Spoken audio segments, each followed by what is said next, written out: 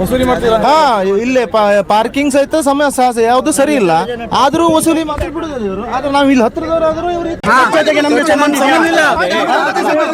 ಸ್ವಚ್ಛತೆ ನಮಗೆ ಸಂಬಂಧ ಇಲ್ಲ. ಇದೇನಿದ್ರು ಟ್ಯಾಕ್ಸಿ ಅವರಿಗೆ ಏನಿದ್ರು ಪಾರ್ಕಿಂಗ್ ವ್ಯವಸ್ಥೆ ಇದ್ರೆ ಪಾರ್ಕಿಂಗ್ ಬಿಟ್ಟು ಮತ್ತೆ ಯಾವ ಚಾಲಕ ನಾವು ಕೊಡಬಾರ್ದು.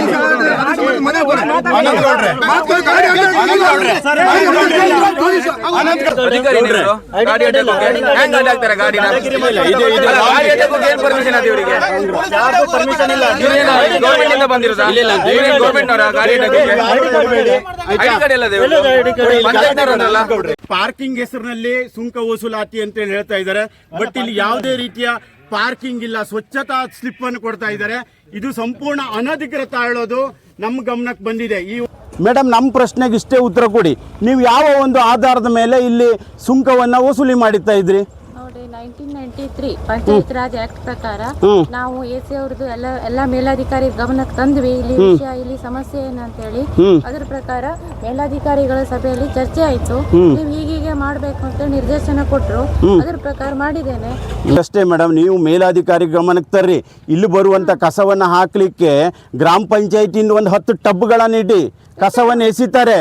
ಇಲ್ಲಿ ಯಾವುದೋ ಒಂದು ಅನಧಿಕೃತವಾಗಿ ನೀವು ಸುಂಕವನ್ನ ವಸೂಲಿ ಮಾಡೋದ್ರಿಂದ ಇದು ಅನಧಿಕೃತ. ನೇರವಾಗಿ ಹೇಳ್ತೇನೆ, ಇದು ಕೊಡ್ಕಣಿ ಗ್ರಾಮ ಪಂಚಾಯಿತಿಯ ವ್ಯಾಪ್ತಿಯಲ್ಲಿ ಬರ್ತದೆ. ನೀವು ಮಿರ್ಜಾನ್ ಗ್ರಾಮ ಪಂಚಾಯಿತಿಯವರು ಟೋಲ್ ವಸೂಲಿ ಮಾಡ್ತಾ ಇದ್ದೀರಿ.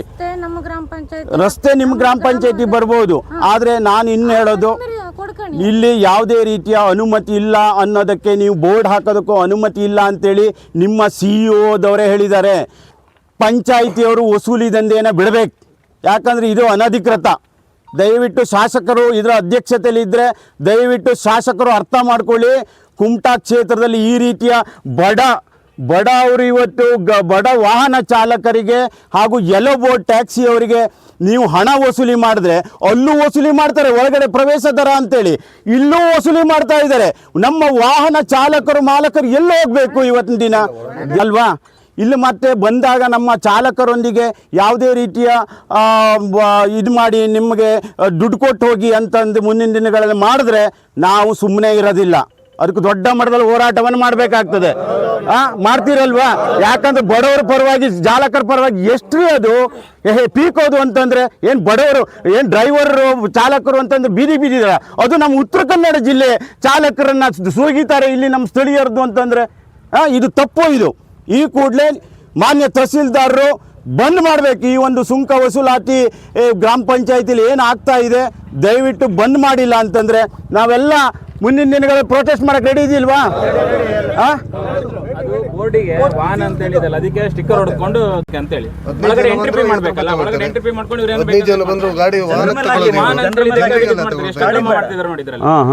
ವಾಹನ ಅಂತ ಹೇಳಿ ಅದಕ್ಕೆ ಸ್ಟಿಕ್ಕರ್ ಹೊಡೆದಿಟ್ಟಿದ್ದಾರೆ. ಮೇಡಮ್ ಅವರೇ, ನೀವು ನಿಮ್ಮ ಹತ್ರ ಕೇಳ್ತೀರಾ, ನೀವು ಮಾತಾಡೋದು ವಾಹನ ಅವರಿಗೆ ಅದಕ್ಕೆ ಸ್ಟಿಕ್ಕರ್ ಹೊಡೆದಿಟ್ಟಿದ್ದಾರೆ. ಈಗ ಇದು ಮಾಡಿದ್ರು ನೋಡಿ, ಪ್ರವಾಸಿ ವಾಹನಕ್ಕೆ ಇದು ಹೊಡೆದ್ರು, ಸ್ಟಿಕ್ಕರ್ ಹೊಡೆದ್ರು. ಪ್ರವಾಸಿ ವಾಹನ ಶುಲ್ಕ ವಸೂಲಾತಿ ಪಂಚಾಯತ್ ಹತ್ರನೇ ಕಸ ಬಿದ್ದಿದೆ. ಯಾರು ವಸೂಲಿ ಮಾಡ್ತೀರಿ? ನಿಮ್ಮ ಪಂಚಾಯತಿ ಎದುರುಗಡೆ ಫಸ್ಟ್ ಸ್ವಚ್ಛ ಮಾಡಿ, ನಾವು ಸ್ವಚ್ಛ ಮಾಡಿಕೊಡ್ತೇವೆ. ನಾವೀಗ ಪಂಚಾಯತ್ ತರಾವಿಲ್ಲ, ಪಂಚಾಯತಿ ಟರಾವಿಲ್ಲ. ಇಲ್ಲ ಟರಾವಿ ಎಲ್ಲಿ ಟರಾವಿದೆ? ಪಂಚಾಯತ್ ಟರಾವ್ ಮಾಡಿದಾರ? ಪಂಚಾಯತಿಲಿ ಟೆಂಡರ್ ವ್ಯವಸ್ಥೆ ಮಾಡ್ಕೊಂಡಿದೀವಿ, ಟರಾವ್ ಮಾಡ್ಲಿಲ್ಲ. ಪಂಚಾಯತಿಗೆ ಅಧಿಕಾರ ಇದೆಯಾ ಆಕ್ಟ್ ಪ್ರಕಾರ? DC ಅವ್ರಿಗೆ ಇಲ್ಲ ಅಂತ ಹೇಳ್ತಾರೆ. ಹಂಗಾರೆ ಲಕ್ಷ್ಮೀಪ್ರಿಯಾ ಮೇಲ ನೀವು ಮೇನ? DC ಅವರು ಹೇಳ್ತಾ ಇದ್ದಾರೆ, ಲಕ್ಷ್ಮೀಪ್ರಿಯಾ ಮೇಡಮ್ ಹೇಳ್ತಾ ಇದ್ದಾರೆ ಯಾವುದೇ ರೀತಿ ಪಂಚಾಯತಿಗೆ ಅಧಿಕಾರ ಇಲ್ಲ. ಅಲ್ಲ, ನೀವು ಆಸ್ ಪರ್ ನೋಡಿ ರೆಕಾರ್ಡ್ ಬೇಕು, ನಂಗೆ ರೆಕಾರ್ಡ್ ಆಗಿದೆ. ಇಲ್ಲಿ ಪಂಚಾಯತಿಗೆ ಯಾವುದೇ ರೀತಿಯ ಸುಂಕವನ್ನ ವಸೂಲಿ ಮಾಡ್ಲಿಕ್ಕೆ ಅವಶ್ಯಕತೆ ಇಲ್ಲ ಅಂತೇಳಿ ಇವತ್ತು ಗ್ರಾಮ ಪಂಚಾಯತಿಯರು ಹೇಳ್ತಾ ಇದ್ದಾರೆ. ಸ್ವಚ್ಛತೆ ಹಿತದೃಷ್ಟಿಯಿಂದ ನಾವು ಇಲ್ಲಿ ಸುಂಕವನ್ನ ವಸೂಲಿ ಮಾಡ್ತಾರೆ ಅಂತ ಹೇಳ್ತಾ ಇದ್ದಾರೆ. ಆದ್ರೆ ಇವತ್ತು ದುಡ್ಡನ್ನ ಮಾಡೋ ಸಲುವಾಗಿ ಗ್ರಾಮ ಪಂಚಾಯಿತಿ ಸುಂಕ ವಸೂಲಾತಿ ಕೇಂದ್ರವನ್ನ ತೆರೆದಿದೆ. ಆ ಒಂದು ಮಿರ್ಜಾನ್ ಗ್ರಾಮ ಪಂಚಾಯಿತಿ ಎದುರುಗಡೆನೆ ಸ್ವಚ್ಛ ಮಾಡ್ಕೊಳ್ಳಿಕ್ಕೆ ಆಗದಿದ್ದಂಥ ಪಂಚಾಯತು ಇವತ್ತು ಇಲ್ಲಿ ಸ್ವಚ್ಛವಾಗಿಡ್ತೇನೆ ಹೇಳೋ ನೆಪದಲ್ಲಿ ನಮ್ಮ ಸ್ಥಳೀಯ ವಾಹನ ಸವಾರರಿಗೆ ಹಾಗೂ ಯೆಲ್ಲೋ ಬೋರ್ಡು ವೈಟ್ ಬೋರ್ಡ್ನವರಿಗೆ ಒಂದು ವಾಹನಕ್ಕೆ 50 ರೂಪಾಯಿ ಪರ್ ಹೆಡ್ಗೆ ಚಾರ್ಜ್ ಮಾಡ್ತಾ ಇದ್ದಾರೆ ಅಂತಂದ್ರೆ ಇದು ನಿಜಕ್ಕೂ ಹಗಲು ದೋರೋಡೆ ಹೇಳ್ರಿ. ಈಗ ನಿಜವಾಗಿದು ತಪ್ಪು. ಈಗ ಮೆಜ್ಜಾನ್ ಪಂಚಾಯತಿಗೆ ಸೇರಿದ್ದು ಇದಲ್ಲ, ಇದು ಕೊಡ್ಕನಿಗೆ ಸೇರ್ತದೆ ಈ ಕೋಟೆ. ಆದರೆ ಇದು ಕೇಂದ್ರದ್ದೇ, ಆದರೆ ಎಲ್ಲ ನಮ್ಮ ದೇಶದ್ದು ವಿಚಾರ. ಆದರೆ ಇದು ಮಾಡ್ತಿರೋದು ತಪ್ಪೇ. ಜನಕ್ಕೆ ಮೋಸ ಮಾಡಬಾರ್ದು. ಇಂಥದ್ದೆಲ್ಲ ಬೋರ್ಡ್ ಹಾಕೊಂಡೆ ಇದು ದುಡ್ಡು ಮಾಡೋ ಉದ್ಯೋಗ ಇದು ಅಂತ ಹೇಳಿ ನಾನು ಹೇಳಲಿಕ್ಕೆ ಬಯಸ್ತೇನೆ. ಅಧ್ಯಕ್ಷರು